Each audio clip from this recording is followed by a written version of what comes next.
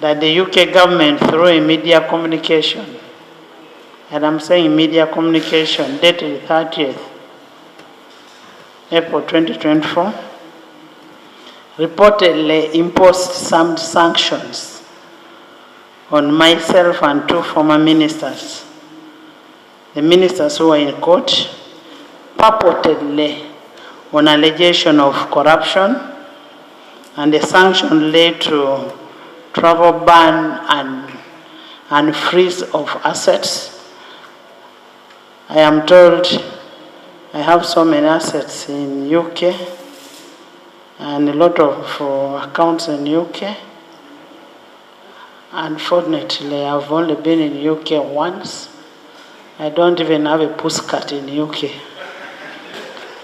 Honorable members, these sanctions are politically motivated. The bill that you passed in this house,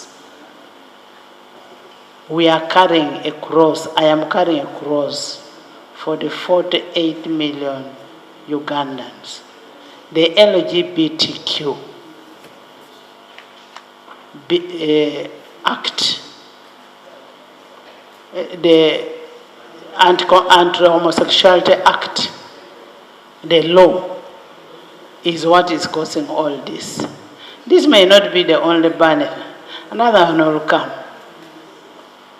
In the pretext of corruption, theft, all those kind of things will come. But we serve a living God. We serve a living God, and we will always not allow bumshafters in Uganda. If they want to do, let them do in their bedrooms, not in public. The law is there, it will be implemented. Let whoever feels the heart, let them go ahead. Me, I don't need to go in. I have said I have a passport, permanent passport, to Bukedea and to Buyende. I don't need a visa. So, honorable members, you need to be very firm and fight for your people. Just imagine it is your kid who is being sodomized tomorrow. But I am telling you, those sanctions, I have had an interaction, and we've gotten to know all what the sanctions are about, which the Minister of Foreign Affairs is here, and at an appropriate time, the head of state will also respond to it, because that is an indictment to Parliament of Uganda. You did pass the law yourselves. Me, I didn't even vote. I chaired and you voted. So, I am not worried. And if they feel I have property, go and freeze them and see if I will complain. Even a postcard you can. I would like to categorically tell you that international backlash will continue. But one thing we need to do is to have respect for each other, respect for people's values, the traditions, the cultures of countries. We're a sovereign country. And those who are writing reports are writing reports because they want to do accountability. They want to do accountability. I have not said no. I have not said it.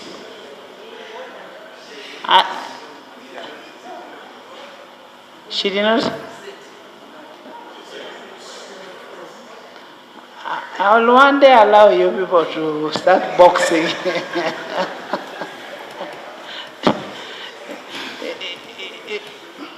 Honorable members, we need to safeguard the sanctity of this house, of this country. If we cannot do that, then we will not be doing what is expected of us. And whatever we are doing for the 48 million Ugandans out there. And in a special note, I really want to thank Parliament of Uganda for passing that law.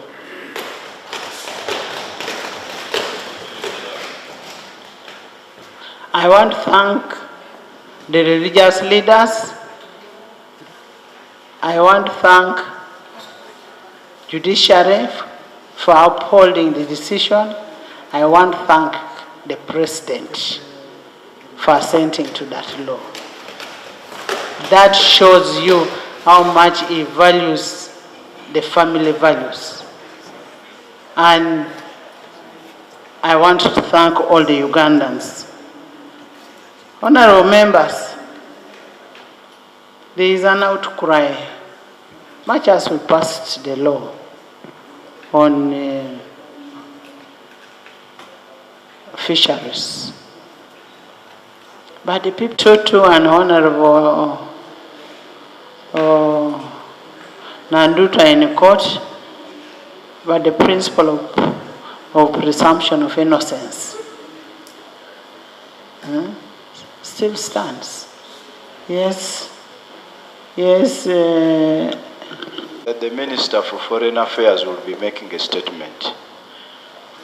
I really think it's important because this is a matter that really touches on our diplomatic relations.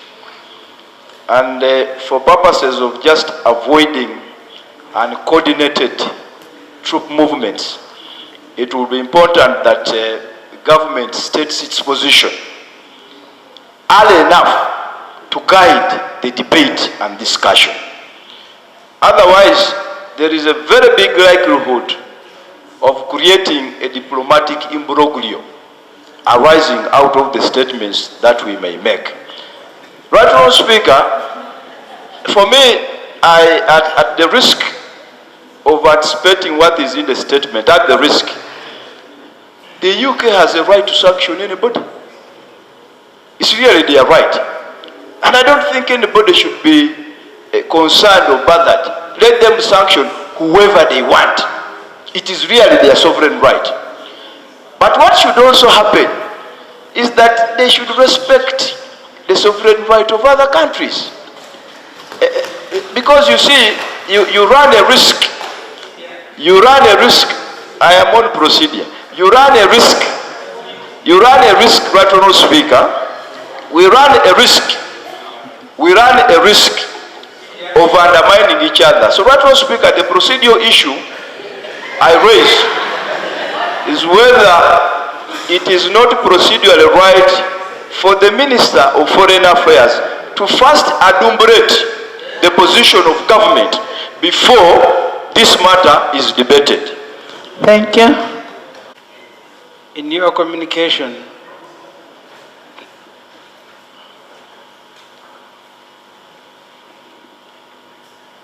and you did say that for you don't care if they want to freeze, you don't even have a postcard, they can go ahead.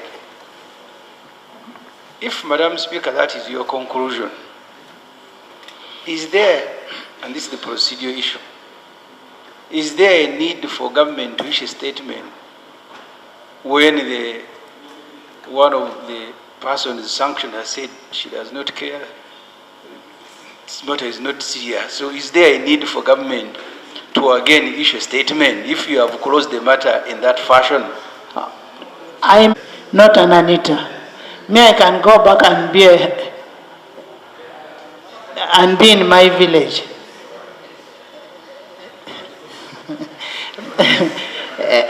Honourable Minister, no, let's first hear from the Honourable Minister. Make a statement to the House and to public. The Republic of Uganda is a stable democracy that enjoys cordial relations with the vast majority of states in the family of nations. Our political landscape since 1996 has continued to evolve in peace and stability, bolstered by faith of its people as a hallmark of the NRM government. Our standing in the region and internationally has reflected the dividends of this peace and stability. the Parliament of the Republic of Uganda reflects the legitimate voice and aspirations of the Ugandan people. It's with surprise that the Minister of Foreign Affairs of the Republic of Uganda learned of a statement issued on the official website of United Kingdom government on 30th April 2024, announcing the imposition of sanctions on open quotes, Ugandan politicians charged with corruption, close quotes.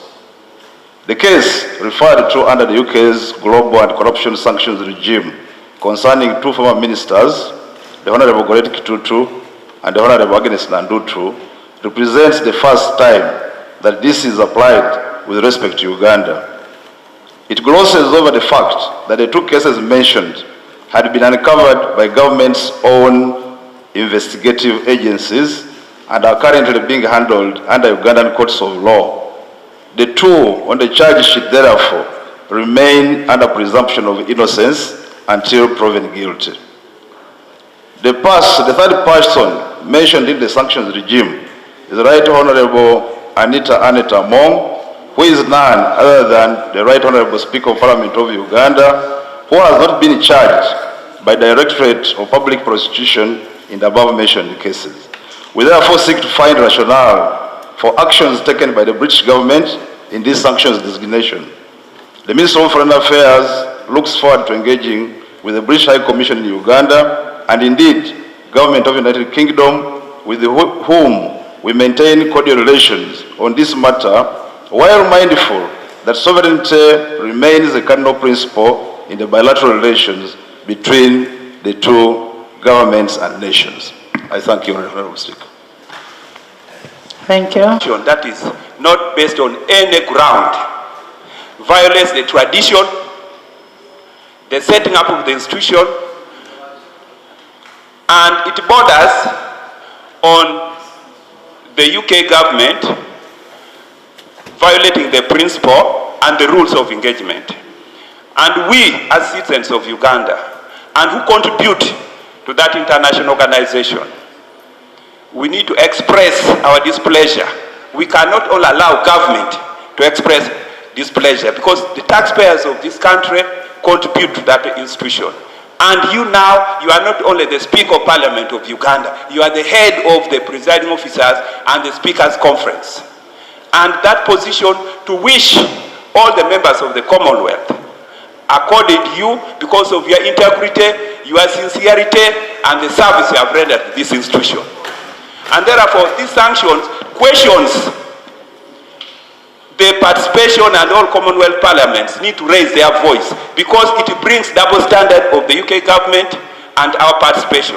Whereas we receive development support, but most of this development support alone to which the taxpayers of Uganda pay, this needs to be put on record. Therefore, Madam Speaker, we request the Minister of Foreign Affairs to engage the government of UK and other Commonwealth members to express our displeasure. If other countries, it wasn't that President Museveni sometimes is very diplomatic, would even consider withdrawing our participation in the Commonwealth Speakers Conference and the institution. Because as of now, you coordinate the entire operation. How can they use, in the UK, the Conservative government do not believe in homosexuality and lesbianism. In the US, the Republicans don't believe in it.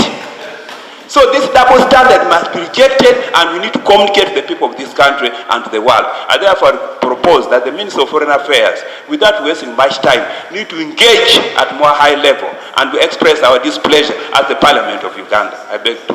Thank you. That Parliament of Uganda is a member of the Commonwealth Parliamentary Association, and Madam Speaker is the President of the branch. For that matter, it's very important. There's an order association in Uganda.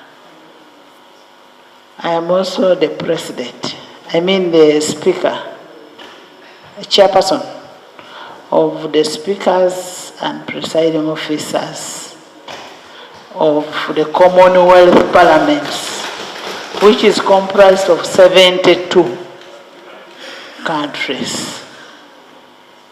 When we invited our friends to come for CISPOC, They did not come. And because of the law, and they wrote to us that they were not coming here because of that law, unless we were ready to withdraw, and which was okay with us. We did not miss anybody, and the Arab world, all of them came. All of them came. And I want to thank you for the work you did when you went to the Arab world. Honorable Minister, you need a more comprehensive statement. A comprehensive statement. You get it? On this. You will find that some of these people are conflicted. The ones who are signing these documents are conflicted. And you know it. It's not a secret. They are conflicted. You know me, I'm not a diplomat, where you may be, but you know it. Yes, Papa. She's the president of the branch. She's the representative of this parliament in every CPA activities, at least related to the CPA Parliamentary Association. And CPA Parliamentary Association, we are signatories to the Commonwealth Charter. Interestingly, where we all the member states made a commitment to development of freedom, development of democracy and all that. And we made a commitment. And I believe the decision of the anti-homosexuality bill was out of a democratic beliefs of our country and the parliament as such. It was not an individual decision. So I think it's in bad faith, and that's why I was supporting the Right Honourable Speaker, that the Minister brings a statement, and then we look at how best we can address this. Because going forward, for example, we have an annual general meeting in August, where she's supposed to be representing this parliament. We have another engagement in November, CPA, CPC, in Sydney, where she's supposed to represent this parliament. So how is she going to be participating with nations that do not believe in our democracy, or that are against the principles of the charter that we all subscribe to? So I think it's in bad faith, and I believe that it's important that the minister brings a statement and we find solutions on how best we can move with countries that are actually breaking the charters that they made commitments to. Thank you so much, Madam Speaker. Thank you. Thank you so much. The African Interparliamentary Conference on Family Values and Sovereignty that is sitting in Entebbe, and I'm sure they are closing today. But I want to assure you, over the 20 countries that attended are very proud of Uganda in terms of legislation on the anti-homosexuality law. I'm a member of the Pan-African Parliament, and most of the African countries are very proud of Uganda about the case of anti-homosexuality law. So I want all of you to move with your heads high over the decision you took, because the rest of Africa is very proud of us about what we did. Right Honourable Speaker, having said that, we are also doing very badly as a nation on matters to do with the corruption. As a nation, and we all know that the way we are handling our corruption cases cannot be celebrated. This issue of Mabati was not well disposed of. It just ended in corridors, and it ended like that. Ugandans don't know who was found guilty and who was not found guilty. And it is just there lingering. And I really want to think, that's why these that wanted to get on the speaker wanted to use that. Had it been disposed of properly, probably it wouldn't have been an issue. I keep wondering why the Mabati group was eager. I'll give you information. The Mabati group was bigger. Why did they pick only the speaker and the two? Why not the rest of the group? And the Prime Minister, there are so many ministers here who are involved. Yeah, even my friend here, Msasi, was part of those. So I'm just wondering why only the speaker and the other two? So if the matter was properly disposed of, probably we would be in a better situation to debate this. Thank you very much, Honourable Speaker. Honourable members. Where she said they had investigated this matter, and according to them, the people they took to court are those they found with incriminating evidence. And they said the others, the cases, the files had been closed. That's what the DPP actually said. Honourable member, if the Karamojong team was here, they would bear me witness. When the issue came up on the Mabati, I said, I hope the Mabati that was put at my gate, because it was dropped at my gate. The gate of my school was not part of Karamoja Mabati. And I said, if they were, I will immediately return. So when the investigation went on, I said, give the schools, government schools, give the government schools the Mabati.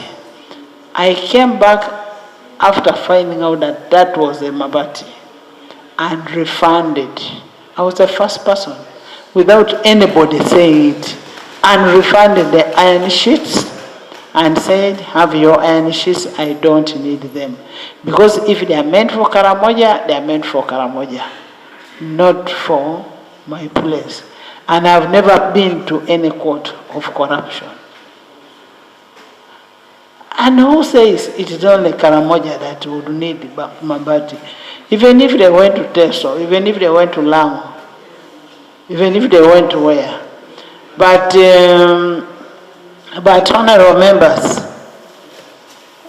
honourable members, this is a test on us. A test on us, which we must prove.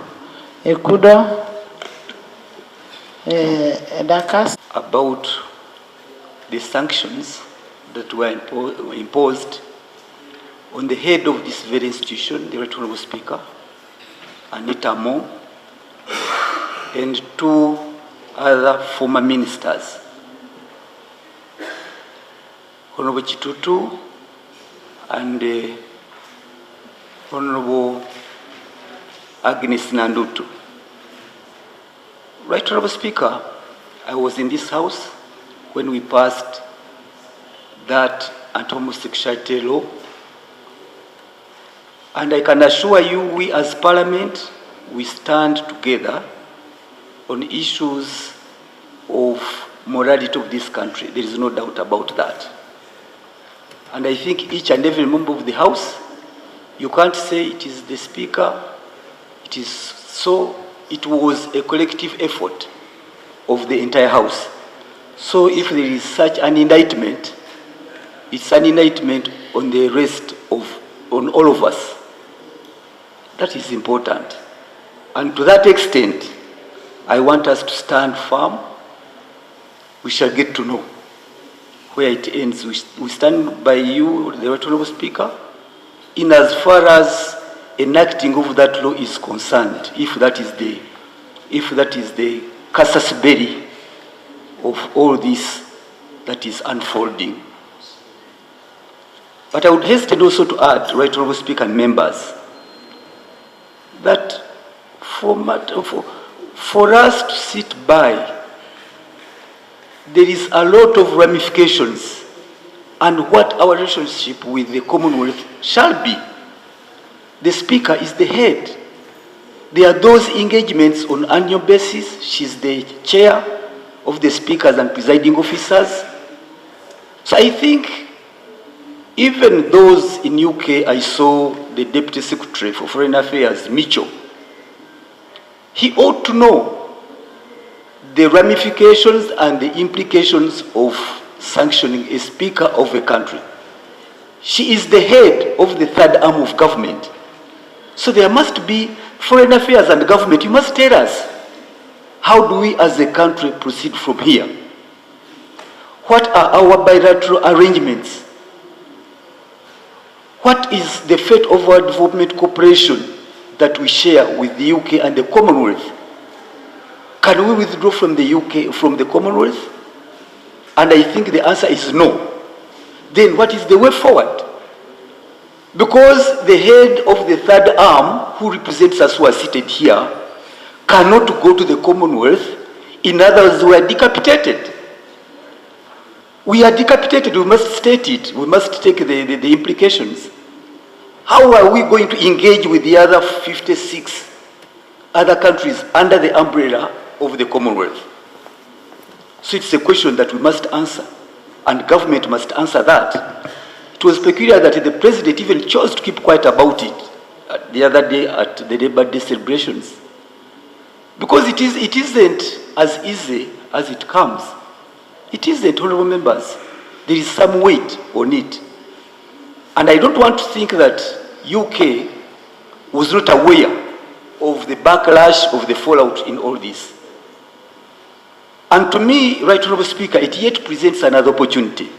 On how as a country... Minister, I hope you're taking notes of what Sage is raising. On how the country is proceeding on the question of corruption. To have your speaker sanctioned on account of larceny. Larceny is such a grave matter. What is the rest of the country now? Probably I think they are now touching on the speaker to tell you, to tell us as a country, how we are proceeding. A speaker of an institution, the third arm.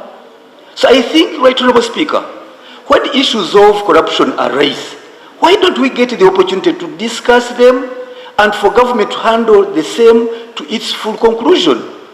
This is the problem. We are stuck, we cannot even present our voices to be heard well because the issue of the iron sheets was greatly mismanaged. It was greatly mismanaged. The Rugorobis, the Chitutu, the Nandutus were those arraigned before court. And to me, having cabinet ministers and ministers attending court, then in the afternoon they go to attend cabinet, what indicators are we giving to the international community? So for me, on the question of homosexuality, I want us to desegregate it. That one we all stand together. But on the question of corruption, honorable members, I beg your indulgence, that we must tackle it. We can't let it go. The other day we had an opportunity to look at ourselves as parliament. When the issue of the handshake, the service awards came, Right Honorable Speaker, I've never given us the opportunity to debate it. Despite my constant standing here, can we have a look at ourselves? Or must we hide ourselves now in the same cloak? For me, I'm not part of that. If the UK is sanctioning and targeting the corrupt of this country, it's because we as a country have failed. Some ministers said that the anarchists came through their windows to their compounds and they were let scot-free. The unfortunate ones, the three, were arraigned before court and others are continuing to occupy the front bench. And the president made a very simple promise: I'm going to follow them, I'm going to follow them. Where is the following we were talking about? So to me, honorable members, Right Honorable Speaker, you better seize the opportunity. Seize the opportunity and say no to corruption. Lead the way so that as a country we can stand by you. But when this institution is full of loopholes, the allegations of corruption, the service awards are bound, and we cannot debate them, we cannot discuss them. What should we do? It is only seeming that now the foreign countries are the ones doing the job we are supposed to do. So I don't want members to hide about sovereignty of the country. They cannot search. Yes. Cannot. We're a sovereign country. I mean, UK cannot come and run our country. They cannot. Thanks for the guidance, Right Honourable Speaker. We are going to handle the issue of the corruption, that is okay. Perceived corruption. You know, somebody should be proved that, like the ministers who are in the court. There were so many people about how many, Honourable Bua, do you want to say something? Before you can come up, Speaker, let us start with our World Press Freedom Day, a very important day on which we remind government to protect the rights of journalists as they operate. Sadly, though, many times they face a lot of brutality from the state, which should be protecting them as they do their work. Our hope is that we can get commitment from government on this particular issue, but also to call upon the employers of these journalists, because as the state brutalizes them, their employers in one way or another ill-treat some of them. Poor pay and all of these issues that need to be addressed. So hopefully this day is a good reminder to all the stakeholders to treat journalists with respect and to empower them as they execute their mandate. Right Honourable Speaker, the issue of sanctions. In your communication, Right Honourable Speaker, you said 48 million Ugandans there. And secondly, I don't get handouts from those countries. There is an order. I don't know why someone wants to put the speaker on order. Right Honourable Speaker, no one has said you get handouts from these countries. Order. We are talking about... Order, Madam Speaker. Order. Right Honourable Speaker, we are talking about the sanctions, which indicated corruption, Mabati theft, different things. That which you're saying is a different matter. I don't know if somebody is accusing you of getting handouts from these countries. That has not come up, and that's not the issue. For me, my concern is, if you're saying you only bothered about a visa to Vukedia, then you shouldn't be consumed by this issue, Right Honourable Speaker. You shouldn't be, because you also seem to be rallying us to join you in being angry over this matter. Because your answer is Vukedia, Right Honourable Speaker.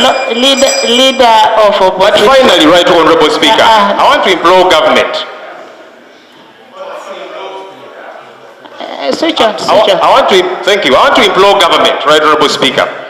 Government, do not wait for foreign countries to sanction individuals, whether it be involved in Mabati theft, in corruption, and so on. Take action. Why do you wait for that? And then you begin to complain. When you're going to beg for aid, you don't complain. When they say now that we give you aid, that aid There is an order from Ogwang. he's asking for clarification. I'll get it shortly. Honourable Don't wait. Honourable Government, take action against corruption. Leader of opposition. Leader of opposition. Leader of opposition. Okay. First of all, I would like to thank the Leader of Opposition for the submission he's making, Right Honourable. The clarification I want to seek from LOP is that for purpose of the Speaker, is there any record by any competent court of law in Uganda that she has been involved in any corruption matter? Number two, is there, as far as we are all aware, that they took former colleagues who are our colleague members of Parliament that before courts of law? Have the case been adjudicated and confirmed that they are guilty? So if we are talking about the rule of law, was it in order for that respectable country to impose sanctions on such individuals? And honourable is important. He's talking about something important. But what I'm also telling Lob, that Lob, don't even deceive yourself that I am hurt. Me, the Anita I know, me to be hurt over those sanctions, forget. That's okay, right, Honorable Speaker. Honorable Peter Ogwang was seeking because I'm a lawyer. Article 28(3)(a) of our country's constitution talks about presumption of innocence. That's our constitution. Now, the way sanctions operate, and I don't know whether we should be discussing sanctions issued by a country which has the prerogative to issue their own sanctions. Sanctions are not subject. I was clarifying. Sanctions are not subject of your local jurisprudence here. It's a diplomatic tool, there's a procedural matter. Nathan, we have not started a comprehensive response on the action that you've taken on this, and I don't want anybody to think I am bothered of whatever is happening, but I am doing this for anything on me touches everybody in this house. I am the leader of this house. So when I say, some of you have property like, I have not said research. I have not said, stop putting sage in my mouth. I have not said. I am saying some people have. You lip sage. I am saying there are people who get their earnings, who sustain their livings in Uganda, who do accountability, using people's names, using the names of their Anitas, so that they account for we are doing work in the country.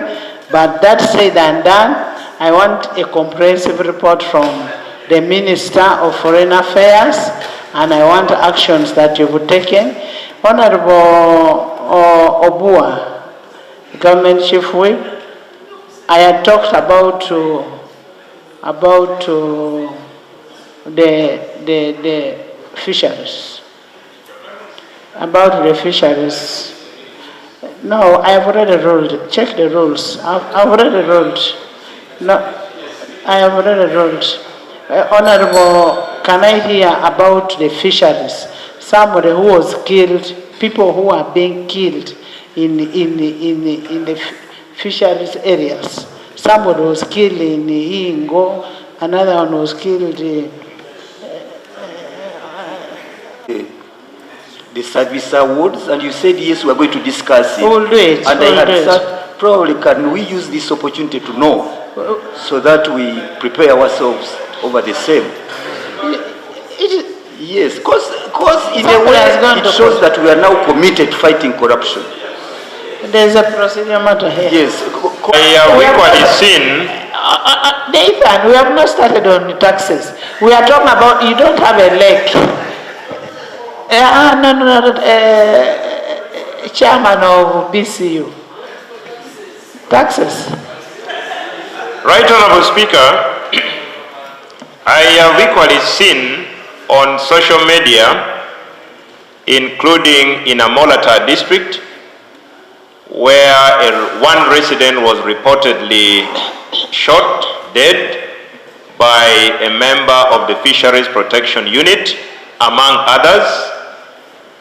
May I request, Right Honorable Speaker, that you give the Minister in charge of Fisheries an opportunity to come and present a comprehensive statement covering all the fishing communities and what is transpiring within the country generally, but also with specific regard to the incidences that we have read and seen in the media.